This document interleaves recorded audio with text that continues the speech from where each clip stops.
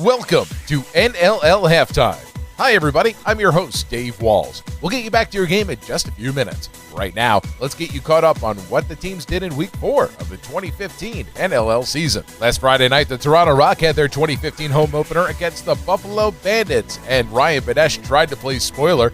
This goal right before the buzzer at the end of the first quarter was one of his 5 on the night. Buffalo leads 7-5 at the half. However, the Toronto Rock came roaring back with the new kid, the transition of the year finalist Brody Merrill, that is, making his home debut for the Rock. This breakaway goal with under 4 minutes to go gave the Rock a lead they wouldn't relinquish. Toronto downs the Bandits 13-11. Saturday night in Connecticut, the Minnesota Swarm traveled to the New England Black Wolves, and Minnesota went off for 19 goals. 10 different players with goals, including Shane Jackson with 4 goals, 3 assists. Caleb Crawford also notched a hat trick with 3 goals and 4 assists. Kevin Buchanan tried his best with 9 points, including 5 overall goals, but it wasn't enough as Zach Higgins was strong in net with 41 saves. Minnesota stays unbeaten on the road, winning 19-13. After doing away with the Bandits, Toronto traveled to Rochester for a weekend sweep, while the Nighthawks looked for their first win on this season. A defensive struggle. This goal from Kevin Ross made it 2-1 Toronto late in the second quarter. However,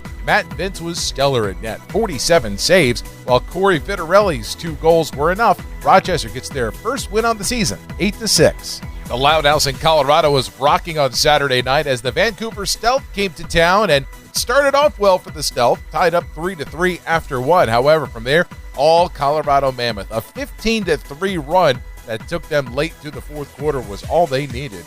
Adam Jones, 10 points overall. Drew Westervelt with the hat trick in this pretty diving goal, 8 points for him.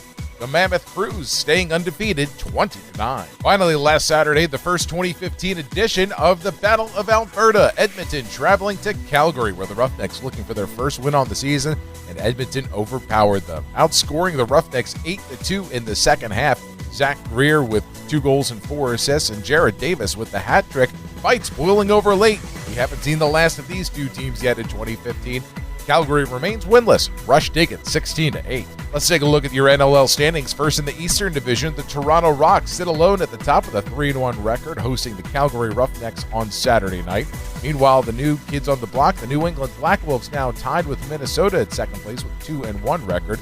New England travels to Edmonton on Friday, while the Swarm travel to Buffalo on Friday. Those same Buffalo Bandits still only a game back in fourth place with a 2-2 record, but an important weekend doubleheader Friday night against the Swarm, then Saturday on the road against the Nighthawks, who are still at the bottom, but only a game and a half back at 1-2. Meanwhile, out west, the Mammoths sit alone, reigning supreme with a 3-0 record, traveling to the Vancouver Stealth on Saturday night. Meanwhile, the Edmonton Rush, thanks to the win over Calgary, sit now with a 1-2 record, 2 full games back, traveling to the New England Black Wolves on Friday. Vancouver sits with a 1-3 record, but losing 3 straight and in a bit of a free fall, 2.5 games back, with an important matchup Saturday night at the Loud House in Denver. Meanwhile, Calgary struggling to put it all together. No wins yet on the season, and an important matchup Saturday night at the ACC. That does it for NLL Halftime. Thanks for watching. For the complete broadcast schedule, just head to NLL.com. We'll get you back to your game in just a moment. This is the National Lacrosse League.